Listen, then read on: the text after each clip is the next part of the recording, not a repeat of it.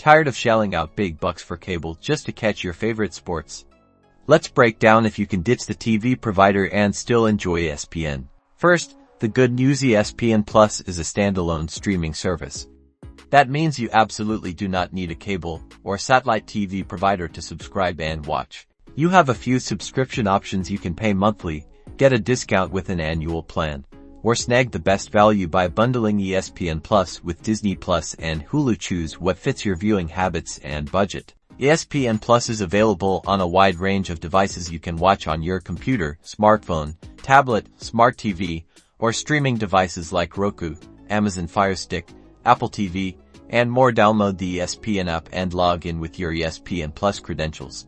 Now, what can you watch? ESPN Plus offers a ton of live sports, including college games, UFC fight nights, international soccer, as well as original shows, documentaries, and on-demand content. Keep in mind, it doesn't include everything on the ESPN cable channels. For that, you might need a streaming service that carries ESPN.